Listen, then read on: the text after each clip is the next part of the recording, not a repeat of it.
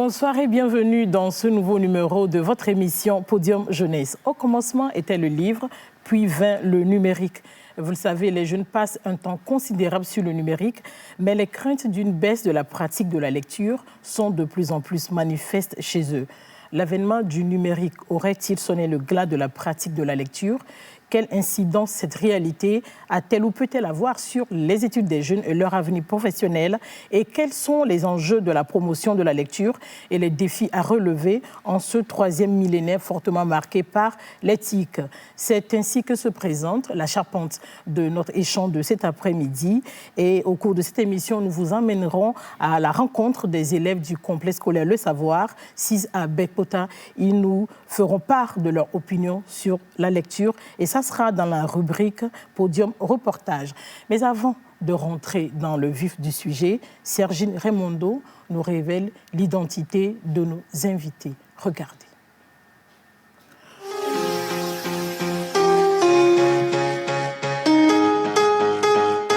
Aujourd'hui, Pélagie est avec Isaac Adjololo. Il est enseignant de français. Audrey Koubodena, elle est blogueuse. Edith Akapo, elle est écrivaine amateur.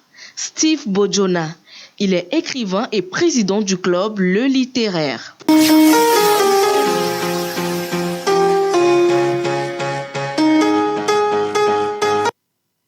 Ce sont là ceux qui nous font le plaisir, je voudrais dire, de répondre à notre invitation. Je suis très heureuse d'être en compagnie de M. Sipojona, d'Edith, d'Isaac et d'Audrey.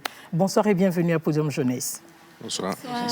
Monsieur Bojona, peut-on dire que le métier d'écrivain implique le désir de partager à travers le livre des univers imaginaires et secrets? Oui, c'est tout à fait cela, parce que l'écrivain, il est censé non seulement refléter, disons, la société dans laquelle il vit, mais c'est en même temps partager. Et c'est pourquoi, personnellement, j'ai l'habitude de dire que l'écriture, tout comme la lecture, en fait, c'est tout simplement du partage. Merci beaucoup. Je signale à nos amis téléspectateurs que vous êtes aussi écrivain. Vous êtes tous passionnés de lecture. Dites-moi, pour vous, lire, qu'est-ce que cela signifie, Audrey? Merci, madame. Pour moi, lire, c'est une passion, c'est un moment d'évasion. Et lire, c'est partager des vies d'autres personnes. C'est essayer de découvrir d'autres horizons. Donc, c'est une passion que j'entretiens au quotidien, que j'essaie de nourrir et que j'essaie d'encourager, de partager autour de moi. Autour de vous, Edith? Oui, merci pour la parole. Donc, pour moi, majoritairement, lire, c'est découvrir une histoire.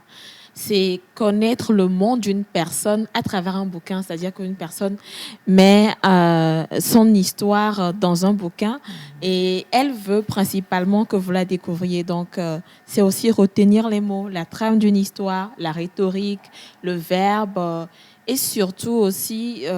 connaître aussi d'autres horizons à travers un livre sans voyager surtout. Donc, majoritairement, pour moi, lire, c'est ça. Oui, c'est ce que les livres signifient. Isaac? Merci. Oui, merci pour la parole. Et lire, en réalité, c'est prendre conscience, prendre connaissance plutôt d'un test. Vous n'aimez pas mon micro? Ce test peut-être philosophique, littéraire, politique, etc. Bon, pour moi, la lecture, c'est un voyage. C'est une randonnée. C'est un voyage, c'est une randonnée en quelque sorte.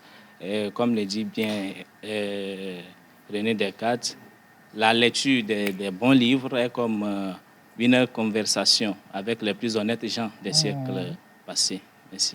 Donc, en général, quel rapport les jeunes Togolais entretiennent-ils avec le livre et la lecture? Est-ce que vous avez fait une analyse? Vous avez un constat, M. Steve?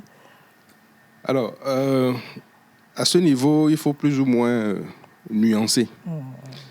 Parce que j'ai fait personnellement une expérience à travers la première édition de la Foire internationale du livre de Lomé. Dont vous êtes le promoteur. Voilà, exactement. Lorsque nous étions en train de préparer la première édition de la Foire, j'avais pris l'habitude de dire que le Togolais, surtout les jeunes Togolais, ne lisaient pas suffisamment. Mais je vous assure qu'après la tenue de la foire, ou du moins dès le début, j'ai tout simplement changé de rhétorique parce que je me suis rendu compte qu'en réalité, de façon générale, les jeunes Togolais ont bien envie de lire. mais ils n'ont pas forcément le cadre nécessaire. Ils ne sont pas forcément encouragés. Je prends juste un exemple. Aujourd'hui, lorsque nous prenons notre pays, le Togo, l'ensemble de la superficie togolaise, nous comptons en tout et pour tout 66 bibliothèques qui sont en fait dans le réseau du Sénalac, qui a été tout récemment créé, le Centre national de lecture et d'animation culturelle, si j'ai la bonne définition. Et sur les 766 bibliothèques, nous avons 34 qui sont des bibliothèques de lecture publique et 32 qui sont des privées. Quand nous prenons notre pays, quand nous voulons juste estimer, laissons tomber les cantons parce que c'est de trop. Prenons les communes. Nous avons 117 communes et nous avons 66 bibliothèques. Quand nous prenons ces autres communes, la cinquantaine de communes dans laquelle il n'y a pas de bibliothèque, ces jeunes qui ont bien envie de lire, comment est-ce qu'ils font? Donc il y a cette question qu'on se pose. Parce qu'à beaucoup d'endroits, les jeunes, ils ont bien envie de lire. En tout cas, moi, personnellement, chaque fois que je vais sur le terrain, je me rends compte qu'il y a quand même beaucoup d'intérêt, mais il n'y a pas forcément la matière. Hein, c'est un peu comme on a faim, mais on n'a pas de nourriture. On ne peut pas faire de la magie. Donc, il y a ce problème-là, mais c'est vrai qu'à côté, quand on fait un peu l'analyse, on se rend compte que de plus en plus, au fil des années, la passion au niveau des jeunes diminue. Monsieur l'enseignant, votre constat? Oui, en réalité, en tant qu'enseignant et dans le cadre scolaire, ce qu'on constate, c'est un désintérêt total. Les jeunes ne s'intéressent plus à la lecture. À la lecture. Voilà. Merci. Quelles sont les preuves que vous avez ou quels sont les signes qui vous ont prouvé que les jeunes, surtout les apprenants, vos apprenants, ne s'intéressent plus à la lecture? Oui. Ils sèchent les cours de français. Oui, il y a tout ça. Si nous prenons, on leur demande d'acheter les livres, ils en achètent, mais bon, les livres restent, on ne les ouvre pas. Les livres sont presque neufs. Et vous avez des séances de lecture? Pardon? Vous n'avez pas de séances de lecture? On a des séances de lecture, là. Oui, bien sûr. La lecture passe chaque semaine. Mais bon, je veux parler de lecture personnelle, chez soi, à la maison. Voilà, donc c'est ce qu'on remarque aujourd'hui. Les jeunes ne s'intéressent pas tellement à la lecture. La vraie. Audrey, lecture passion. Bon, moi, je vais intervenir en rejoignant un peu M. Steve, parce que le constat, il est contrasté. Autant, a priori, on se dit que les jeunes ne sont pas intéressés par la lecture, mais quand tu t'intéresses à la lecture, tu vois qu'il y a beaucoup de personnes, c'est-à-dire tu as des amis aussi qui s'intéressent, tu as des neveux qui s'intéressent, tu as des cousins qui s'intéressent. Donc, je pense que c'est plus la proximité qu'il n'y a pas avec le livre qui est le véritable problème. Parce que même à Lomé ici, pour une personne comme moi qui n'est pas apprenant, pour avoir accès au livre, il faut faire des efforts. Alors que le numérique, tu as ton portable à tout moment, mais le livre, il faut aller le chercher. Le livre ne vient pas forcément vers les jeunes. Les jeunes doivent faire des efforts pour avoir accès au livre. Donc, le rapport, autant il y a des jeunes qui s'intéressent à la lecture, autant il y a une bonne partie aussi de jeunes qui ne trouvent pas forcément un intérêt à la lecture. Justement, vous venez de dire que les jeunes passent beaucoup de temps avec le numérique, mais les craintes d'une baisse de la pratique de la lecture sont de plus en plus manifestes chez eux. Edith, qu'est-ce que vous pensez de la question? Oui, merci pour la question. Je dirais même qu'avec l'avènement du numérique, il y a certainement une baisse, un taux de baisse des jeunes, parce que le numérique nous a vraiment habitués à ce genre de spontanéité. On veut les choses tout de suite, donc on préfère tenir un portable dans la main que de passer un bon moment de lecture avec un livre physique quand même, par exemple. Donc, on constate que les jeunes préfèrent plus s'adonner à une sorte de lecture. Mais si nous référons aux propos que Audrey a tenus tout à l'heure, normalement avec le numérique, la pratique de la lecture ne devrait pas baisser.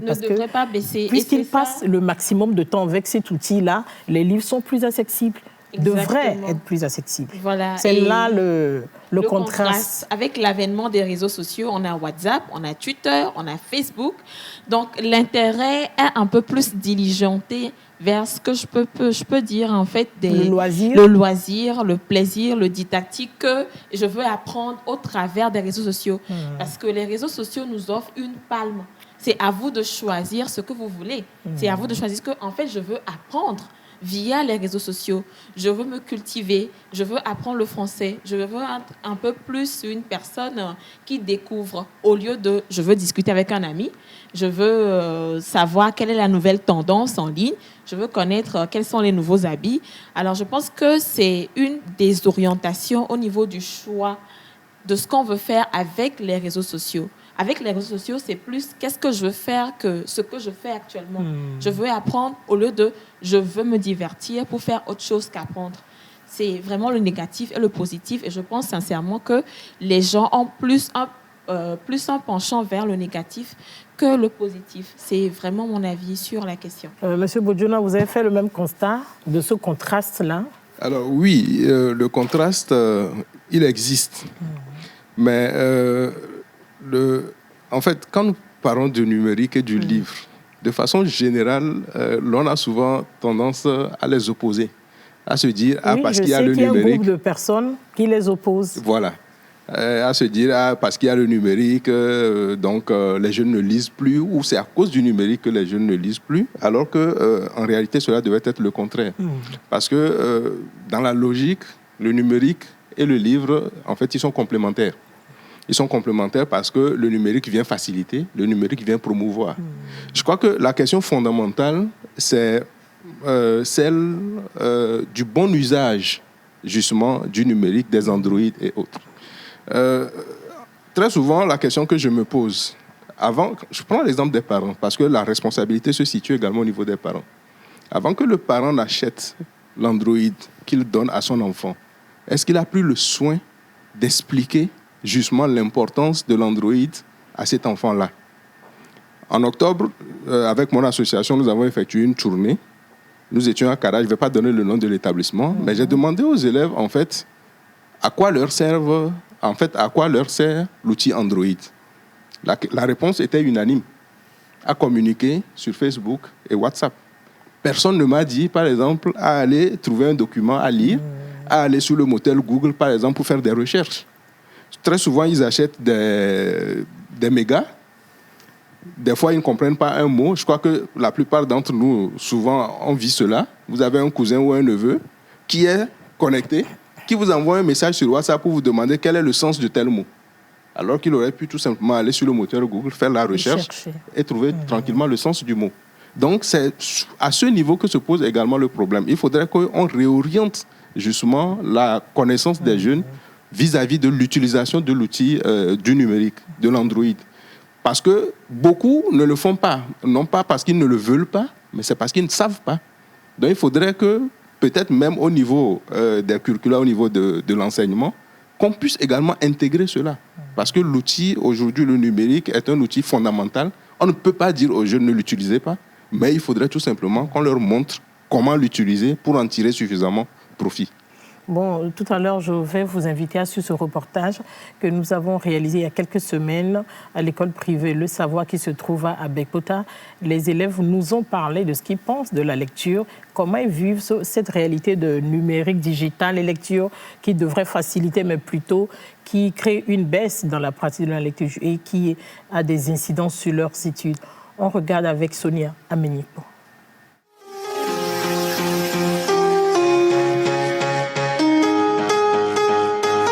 La lecture est devenue un acte banal mais indispensable. Lire est devenu une chose naturelle pour certains.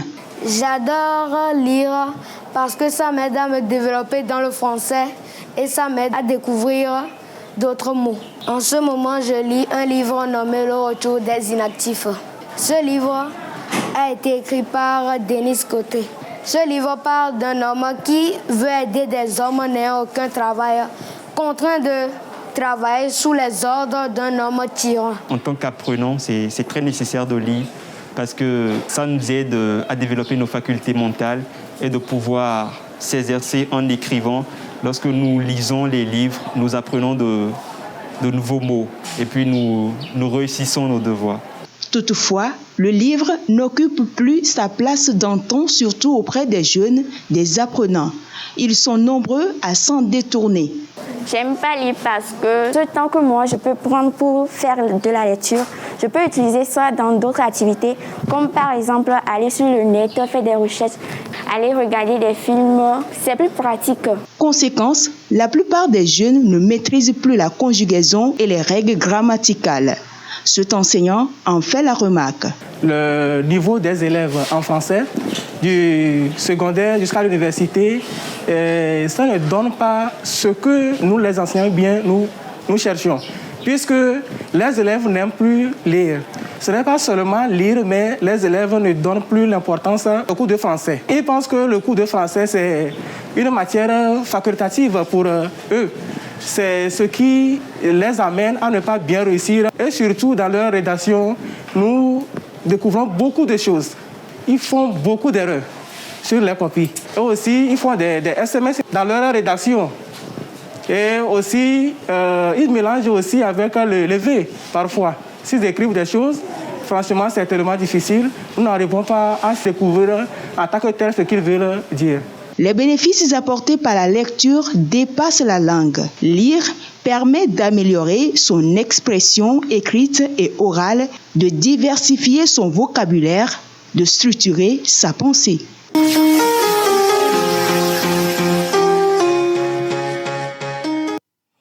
Merci de nous retrouver à Podium Jeunesse. Je ne sais pas si c'était des confidences ou des rapports. Monsieur l'enseignant, votre collègue nous a parlé tout à l'heure de ce qu'il vit avec les copies des élèves. Comment ça se passe chez vous? Effectivement, il n'a pas tort, puisque quand vous êtes enseignant de français, ce qu'on découvre, ce qu'on rencontre, c'est vraiment c'est déplorable. Oui, c'est déplorable.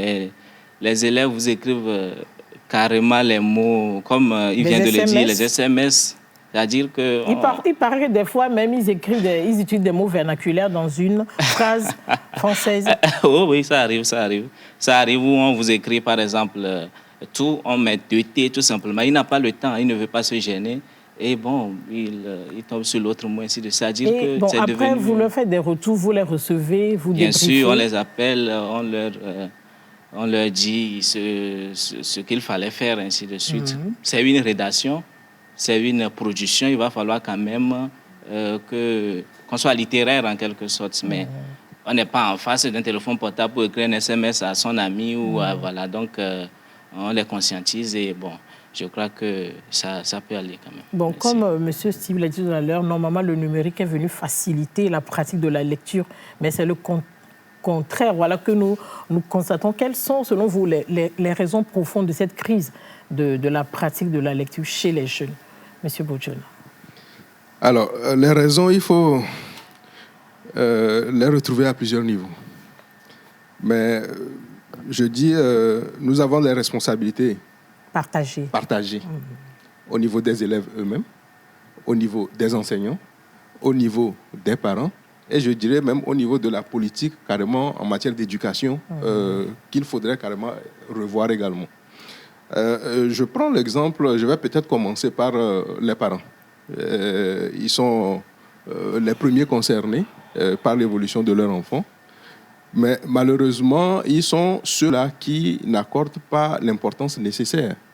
Je reviens encore à la première édition de la Foire internationale du livre de Lomé, où il y a ces parents-là qui, lorsque nous avons organisé la journée jeunesse, a dit plus tard, ah oui, je n'ai pas pu en fait faire venir mes enfants parce que ce même jour, il y avait une foire de grillades, en fait, donc j'ai préféré amener mes enfants là-bas. Bon, vous voyez un peu ce qui se passe. Nous avons ces parents qui ne montrent pas l'exemple. Parce qu'aujourd'hui, ce que nous disons fondamentalement, c'est que quand vous voulez que votre enfant soit un lecteur, quand vous voulez qu'il s'intéresse au livre, c'est à vous de lui montrer l'exemple. Si vous êtes tout le temps scotché à votre tablette ou à votre téléphone ou à l'écran de télé, ne vous étonnez pas que l'enfant fasse la même chose. Reproduise la même chose. Il ne s'agit pas juste d'acheter des livres, à venir remettre à l'enfant et attendre à ce que l'enfant il copie ce que le parent fait. Les enfants eux-mêmes, ils ne s'intéressent pas parce qu'ils ont des préoccupations autres que ce qui est nécessaire, en fait, par rapport au livre. Mais en même temps, je dis, leur responsabilité est moindre à partir d'un certain âge.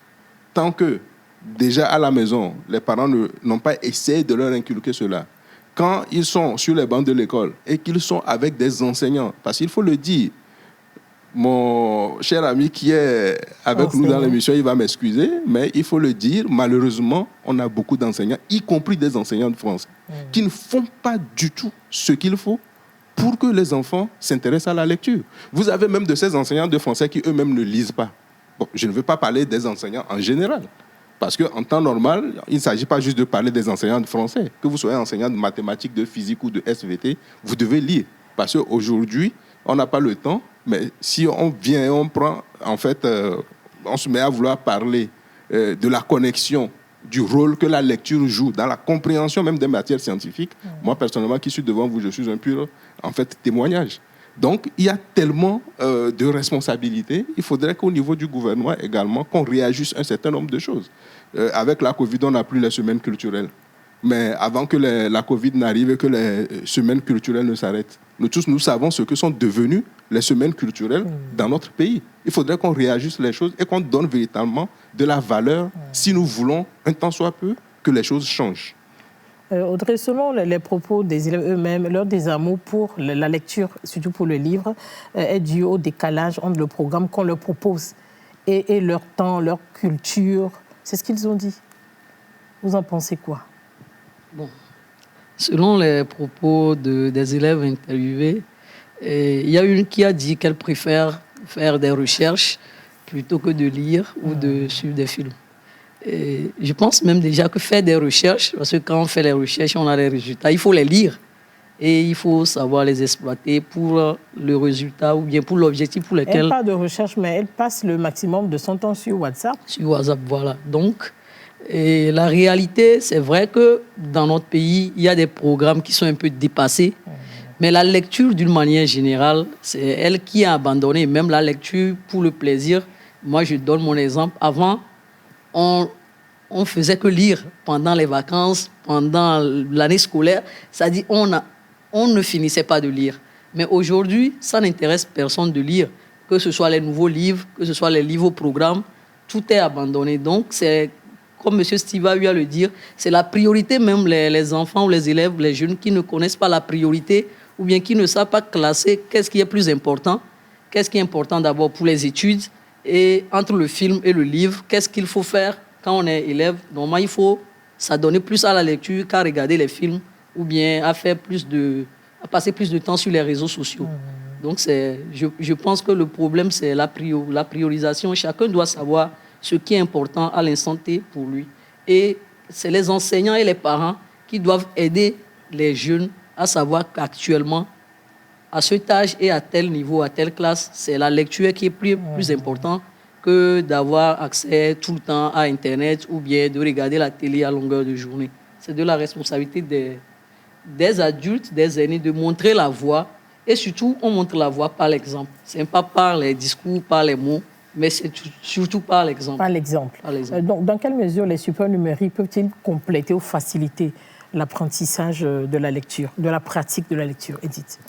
Merci beaucoup. Je peux dire qu'en ce sens, on a vraiment beaucoup de plateformes en matière de lecture. Même quand on parle d'apprentissage, au niveau des matières, vous avez des applications sur Google qui vous proposent vraiment des fascicules, SVT, philosophie. Donc, il y a vraiment qui abondent. Vous avez des plateformes comme Telegram, des plateformes comme WhatsApp, où il y a des groupes qui sont spécifiquement axés sur des livres et qui proposent vraiment des livres pour chaque catégorie d'élèves. Vous avez des livres pour des élèves de 3e, des livres pour des élèves de 4e et des livres pour des élèves du lycée, par exemple. Donc, le numérique vient en quelque sorte booster cet élan-là traditionnel qu'on avait avant. Donc, avant, on prenait le livre physiquement, on le lisait. Mais maintenant, je pense que le numérique est venu comme un plus pour vraiment émuler les jeunes, puisqu'on ne peut pas faire seulement avec le traditionnel et que le numérique est venu maintenant mettre son nez, comme on peut le dire, dans la sauce. C'est vrai que les avis sont partagés sur cette question. Sont partagés. Il y a une frange de personnes qui pensent que l'avènement du numérique vient sonner le glas de la pratique de la lecture. Mais quand je tiens compte des propos de M. Bodjona, plutôt, le numérique vient faire la promotion, vient booster. Mais il faut informer les jeunes, les orienter, comme on a dit. Il y a beaucoup qui ne connaissent pas les sites sur lesquels ils peuvent trouver, faire des e-reading, on dit, des lectures numériques gratuitement. Les e-books, les e-pubs, voilà. Même qu'il y a des livres que vous trouvez sur des plateformes que vous ne trouvez pas physiquement. Vous vous cassez la tête à chercher en les physiquement, mais vous êtes étonné de découvrir ce livre-là sur le numérique. Vous êtes, mais je suis en train de chercher ce livre depuis longtemps. Et c'est comme si c'était un Saint Graal. C'était vraiment l'évangile que vous trouviez.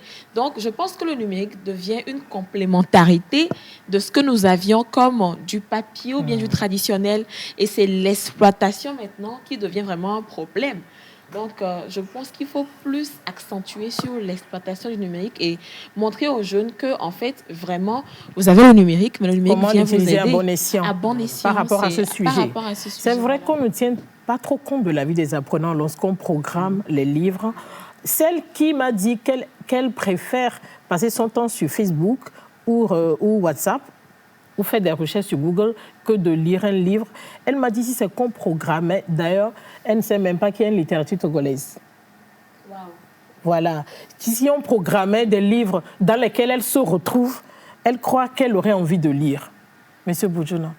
Alors, si vous permettez, je vais déjà réagir au fait qu'elle dise qu'elle ne sait pas qu'il y a en fait une littérature togolaise. On ne va pas la blâmer non plus. Non, pas du tout. Ce n'est même pas pour la blâmer en fait. Parce que je vais d'ailleurs dire qu'elle n'a pas véritablement tort. Parce que tout à l'heure, quand j'essayais de situer les responsabilités, j'ai oublié en fait un élément très important. Il s'agit des acteurs du livre eux-mêmes, les écrivains. Est-ce qu'ils sont régulièrement sur le terrain? Quand vous écrivez et que vous laissez les livres dormir dans votre chambre, c'est normal que cette jeune ne sache pas en fait que vous existez. Donc, il y a également cette réalité-là. Est-ce que les acteurs du livre sont suffisamment présents sur le terrain? Personnellement, je dis non, on n'en fait pas assez. Moi-même, j'estime que je n'en fais pas assez. Et tout ce qui se fait, on peut véritablement mieux faire. Parce que, pas seulement à Lomé, on essaie de faire un tout petit peu à Lomé, mais le Togo ne se limite pas à Lomé. Donc, c'est en fait quelque chose de vraiment fondamental.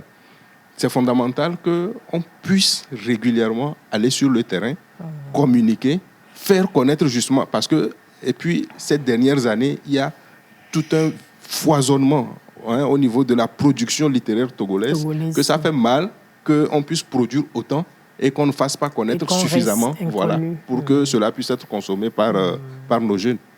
Nous recevons un message qui nous dit que c'est important de sensibiliser les élèves sur la littérature togolaise et de les programmer pour les promouvoir. Toujours, monsieur Bodjona. Oui, tout à fait. Alors, à ce niveau, je crois qu'on doit féliciter le gouvernement parce que ces 2 dernières années, maintenant, quand vous prenez le secondaire, le collège, vous avez des auteurs togolais qui sont programmés. Vous avez Journal d'une bonne de Boutora, voilà, d'Issirama, qui est au programme en classe de 6e. Vous avez La Belle ensorcelée de Kofi Viassem en 5e. Mon ouvrage Des lames au crépuscule en classe de 4e. Et vous avez Sur les routes sanglantes de l'exil de Moïse Inandjo et Atterrissage de Kanye Alem au programme en classe de 3e. Donc là, déjà, il y a un travail qui a été fait et qu'il faut véritablement saluer. Maintenant, à côté, justement, il faut que, déjà, nous qui avons donc cette ouverture en étant inscrits au programme, qu'on soit suffisamment présents sur le terrain parce que une chose est que l'œuvre soit disponible dans l'école et une autre chose est toute l'émulation que cela crée lorsque l'auteur arrive et qu'il est directement présent face aux élèves pour pouvoir échanger avec eux. Il faut qu'on puisse se rendre suffisamment disponible. Bon, c'est vrai, on ne peut pas faire tout le territoire en une fois, mais qu'on puisse le faire autant qu'on le peut. Et qu'à côté maintenant, que même les autres ouvrages qui ne sont pas au programme puissent être régulièrement promus à travers de nombreuses initiatives, les cafés littéraires, les clubs de lecture, les petites foires qu'on peut organiser, les émissions, comme justement ce que nous sommes en train de faire, ainsi de suite. Il y a tellement de choses qu'on puisse faire pour que justement les élèves puissent véritablement connaître ces ouvrages. Et je reviens mettre encore l'accent en ce moment sur les enseignants de français, parce que je ne vous le cache pas, dans ce que je fais comme activité, il y a de ces enseignants de français vers qui vous allez et qui ne sont pas du tout favorables à ce que vous puissiez faire une activité avec leurs élèves. Pourquoi? Il faut le dire clairement. Je me pose la question justement. Le manque de temps dans le programme? Ça ne peut pas être le manque de temps. Ça, sincèrement, je le dis, ça ne peut pas être le manque de temps, mais c'est peut-être une question de volonté. Parce que sur l'année, en fait, moi personnellement, j'estime que sur l'année, chaque enseignant de français devrait pouvoir programmer ne serait-ce que 1 à 2 heures pour recevoir un auteur. Parce qu'en fait, un auteur que vous recevez et la discussion que cet auteur fait avec les enfants, cela concourt en fait au programme d'enseignement du français. Ce n'est pas quelque chose d'extra. Il faudrait que les enseignants de français le comprennent et que les responsables d'établissement également comprennent cela. Parce que des fois, ils ont l'impression que lorsque un auteur vient pour un café littéraire, c'est comme s'ils prennent les enfants pour les amener au marché de Hédrana. Oui, il faudrait qu'ils comprennent. Merci beaucoup, M. Bodjona. Isaac, est-ce que vous parlez des bénéfices de la lecture aux élèves? Parce que si on le faisait, je crois qu'ils seraient intéressés. Et quels sont ces bénéfices d'ailleurs? Oui, effectivement, nous parlons des bénéfices de la lecture aux élèves. Puisque la lecture, en réalité, c'est travaille la mémoire. La lecture, un élève qui lit régulièrement, on voit tout de suite cette capacité, cette potentialité de facilement retenir les choses. Il est forcément bon à retenir les cours d'histoire, géographie, SVT. Il retient tout de suite aussi... Le désamour envoué, mon micro persiste. Il retient tout de suite les formules même algébriques, chimiques. Et voilà, c'est-à-dire que, étant donné que la mémoire est travaillée, tout de suite une aisance pour retenir les choses. Une expression langagière vraiment adéquate, vocabulaire très très riche. Est-ce que vous leur en parlez? Bien sûr, on leur montre le côté, puisqu'il ne suffit pas seulement de donner le livre à l'élève. Parce que donner le livre à l'élève, ça ne suffit pas. Il faut lui dire les atouts, non seulement comment lire, c'est-à-dire les bien fondés de ce livre-là. Quand je lis, ça m'apporte quoi? Que l'enfant comprenne que ce n'est pas une peine, un travail, mais que ça devienne un moment de détente pour apprendre. De plaisir. Voilà, de plaisir. Audrey, comment choisir un bon livre?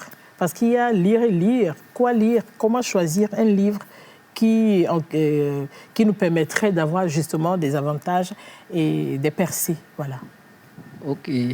Bon, pour les apprenants, pour les jeunes, on sait déjà qu'il y a des livres au programme. Ça, il faut déjà commencer par là. Maintenant, pour d'autres passionnés de lecture comme moi, on peut choisir des livres au programme en se référant à l'actualité, les sorties littéraires, les nouveaux livres qui sont publiés, qui sont édités. On peut essayer déjà de se procurer ces livres-là. On peut aussi choisir un livre en recourant au libraire ou au bibliothécaire. Quand tu y vas, il y a toujours quelqu'un qui est là pour t'aider dans le choix de ton livre. Par rapport à l'objectif aussi visé, si tu veux un livre pour apprendre forcément ou bien pour des réponses, si c'est un livre dans le domaine de l'éducation, tu sais vers quelle thématique aller. Donc, et comment choisir. De ce que vous recherchez. Vous recherchez. Exactement. Si c'est juste pour passer le temps aussi, vous trouverez pour vous. Et à chaque tranche d'âge, il y a un livre indiqué. Et progressivement, vous saurez librement, vous-même personnellement aussi, choisir des livres sans forcément recourir à d'autres personnes pour vous aider. Monsieur Bodjona, je crois que cela fait partie des objectifs pour lesquels vous organisez la foire aux livres. Effectivement, c'est justement déjà pour donner la possibilité aux Togolais d'avoir accès en un lieu précis à une panoplie de livres, à toute une diversité, pouvoir faire les choix, pouvoir découvrir justement les ouvrages qui...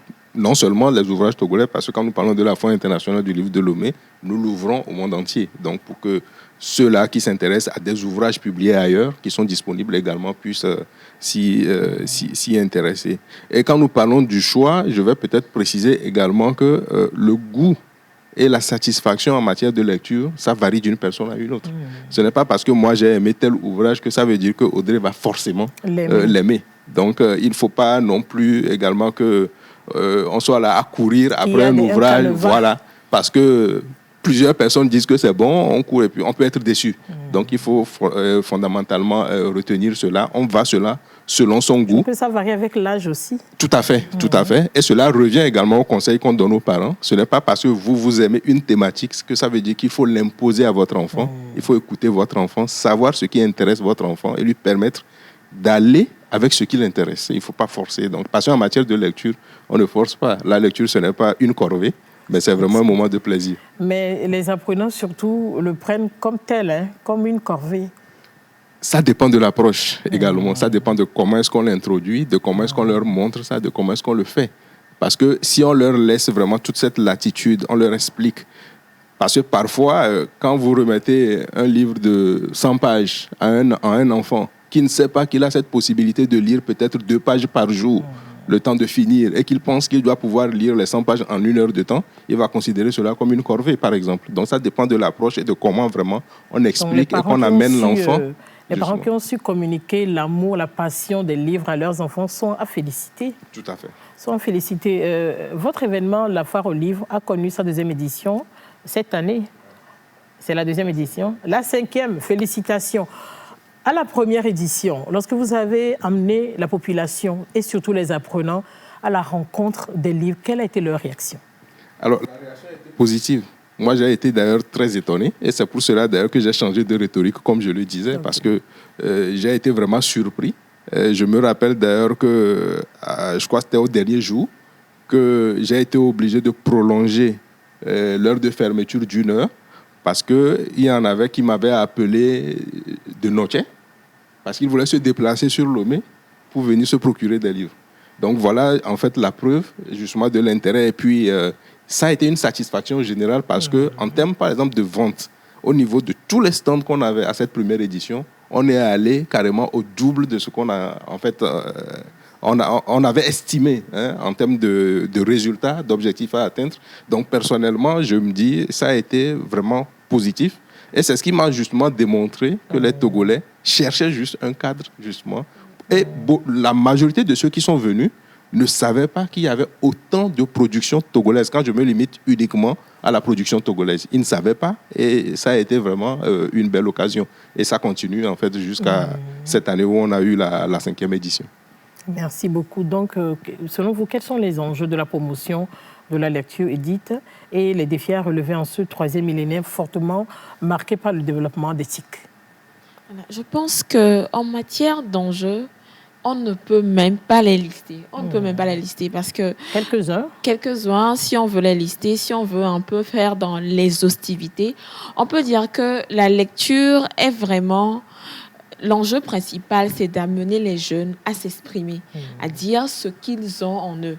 Donc, vous ne pouvez pas vous exprimer si vous n'avez pas des modèles chez lesquels vous avez déjà appris à vous exprimer, parce qu'il faut des mots pour s'exprimer, des mots pour avoir une expression correcte et limpide, et claire surtout, accessible à ceux à qui vous parlez.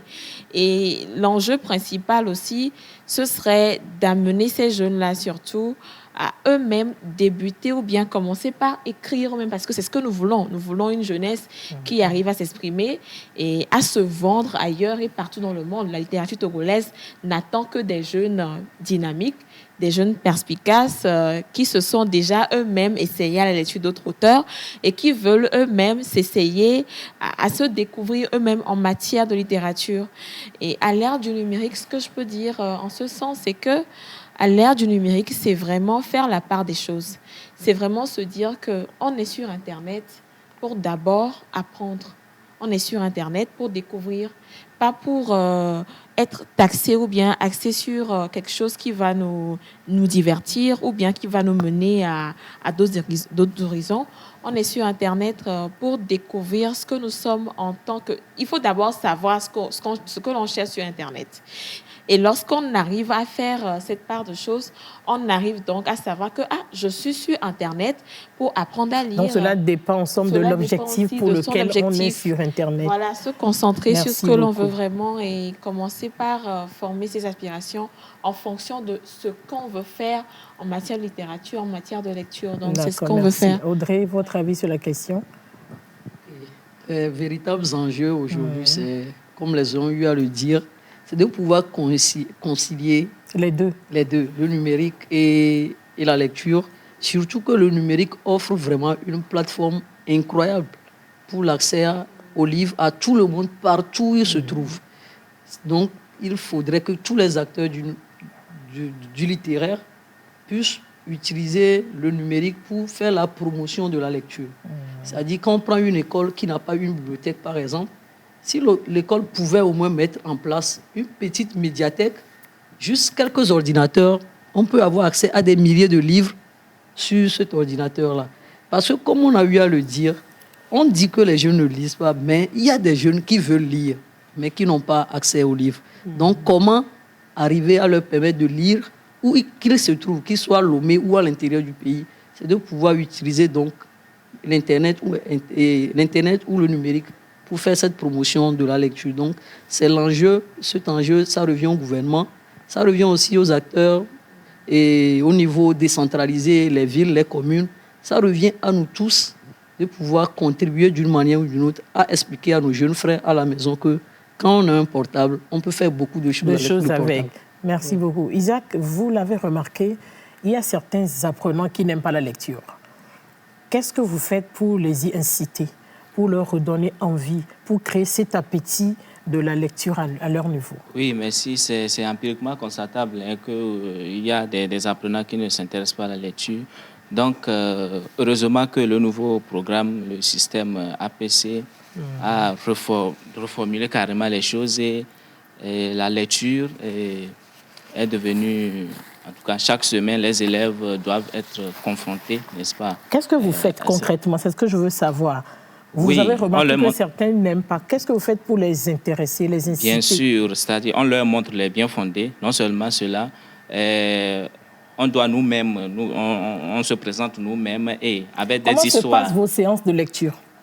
Oui, les séances de lecture. Comment ça se passe? On met les élèves en contact, les tests, les amener à lire, les amener à découvrir des choses. Est-ce que vous les laissez lire? Est-ce que c'est paragraphe par paragraphe, phrase par phrase? Je veux savoir. Oui, le système est fait de manière à ce que les élèves travaillent en groupe et on leur donne les tests à lire, des tests tirés bien sûr des œuvres au programme et ils lisent. Et les objectifs, ce que nous recherchons, on recherche certains éléments qui les amènent en même temps à lire. Donc en lisant, au final, il essaie de faire quoi? Il essaie de répondre aux questions que nous posons dans les situations problèmes, qui les amènent quand même à arriver à l'objectif. Mais l'objectif général, c'est qu'ils arrivent quand même à lire, à sortir de l'école avec un bagage littéraire très, très, très bien fourni. J'ai discuté avec un élève de la classe de 4e. Il a des difficultés à lire. Ce n'est pas qu'il a un problème psychologique, non. Mais il m'a dit que lorsqu'il était en 5e, il avait des difficultés à lire. Donc, au cours de la lecture, il lisait mal la plupart des mots. À la fois, l'enseignant et ses camarades se sont moqués de lui. Donc, il a un blocage actuellement. Donc, les lectures audibles qu'on fait en classe, il n'aime plus y participer. Même si on le frappe, il n'aime pas. Oui, c'est vrai. C'est ce que moi j'interdis, par exemple, à mes élèves.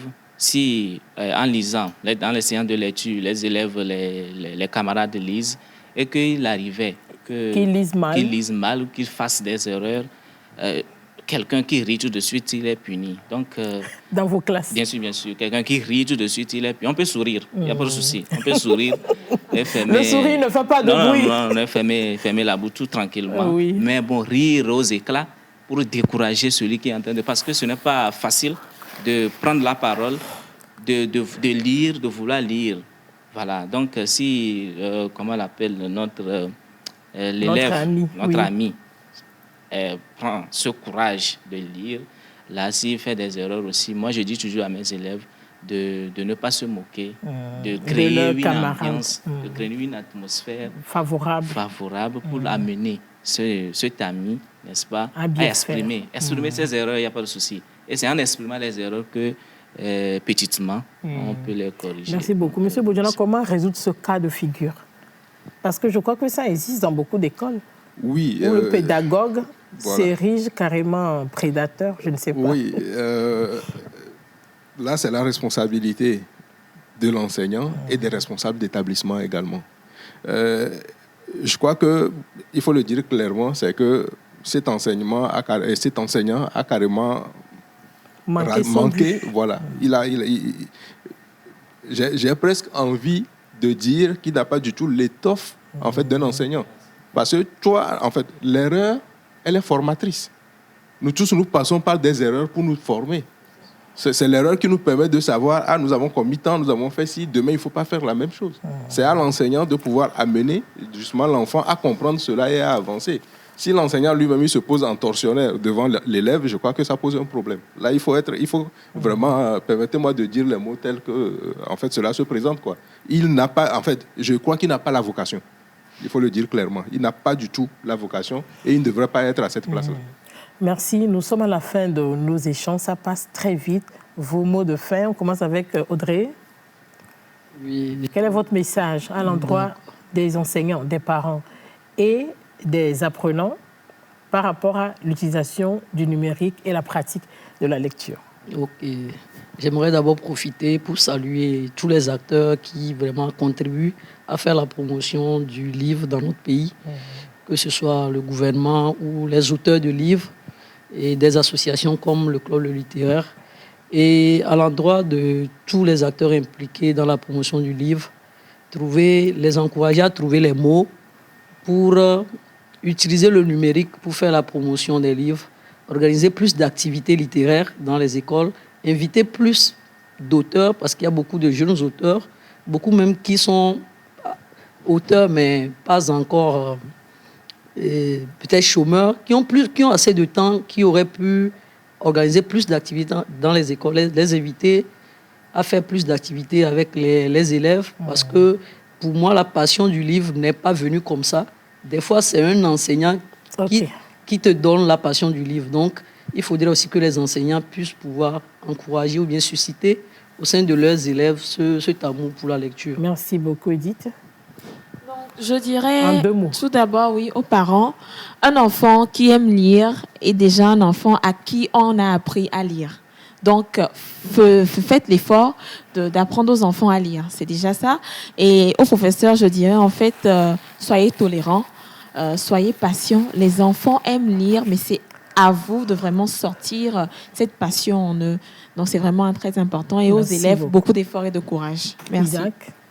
Oui, je dirais qu'il faudrait que les acteurs de l'éducation s'habillent d'un dynamisme pédagogique et sensibilisationnel.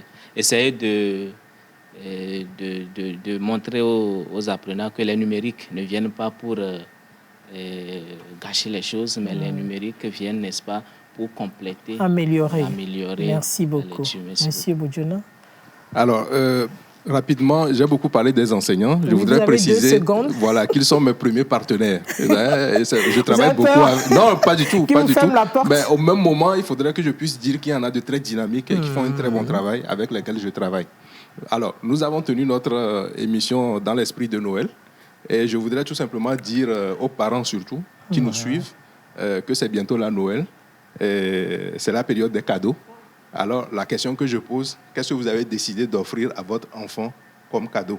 Est-ce que c'est une poupée? Est-ce que c'est un pistolet? Est-ce que c'est un livre? Tout dépend de ce que vous voulez voir votre enfant devenir lorsqu'il va grandir. Si vous voulez qu'il devienne peut-être un vendeur de poupées, un réparateur de poupées, tout dépend. Faites le bon choix. Merci beaucoup. Je vous remercie. Je remercie M. Boudjouna, Edith, Isaac et Audrey qui ont accepté de partager avec nous cet après-midi leur passion pour la lecture en vue d'inciter d'autres à s'y adonner. Donc, il faut exposer les jeunes à la lecture, qu'ils soient livresques ou numériques, en leur montrant ses bénéfices. Il faut aussi encourager ceux qui adorent lire, comme Edith l'a dit, et donner envie de lire aux autres avec des approches innovantes.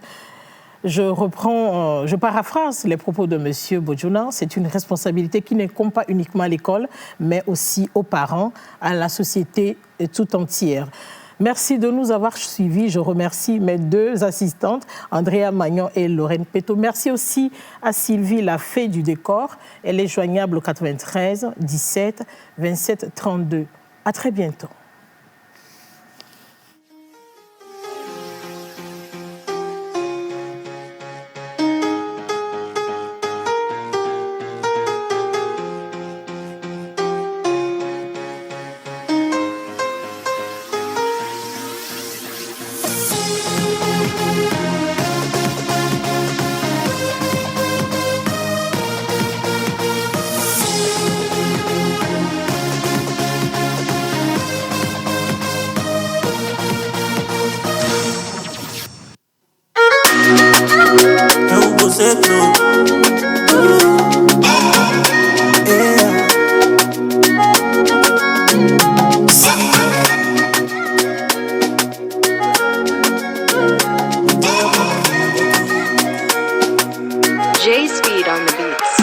Mdina malome gake Mvona ma va se veve dane Et dîner ma te supporter Yem va laisser veve ole Mdina malome gake Mvona ma va se veve dane Et dîner ma te supporter Yem va laisser veve ole Mdina malome Agent Doname, y'a les quoi en l'oignon, ma jambe au bisoir et nous on Doname. Allô, chérie, tu me manques, tu es où? Ce matin j'ai pensé à toi, hello, bonjour. Et nous on yo vivina, y'a mis le poil et délia, non vivina. Et nous on yo vivina. Et y'a quoi clencha, nous zizina. Mdina malome gâté. Mvona ma va se veve dale Et dîner ma te supporter Yem va laisser veve ole Mdina malome gâté Mvona ma va se veve dale Et dîner ma te supporter Yem va laisser veve ole Love the sweet no be lie oh L'amour est du walai L'amour en four en dingo Oh non merci L'amour est du walai L'amour en four en dingo Oh non, merci Il scatter my head Oh love Il scatter my head Love Scatter my head Love scatter my head C'est compliqué dans ma tête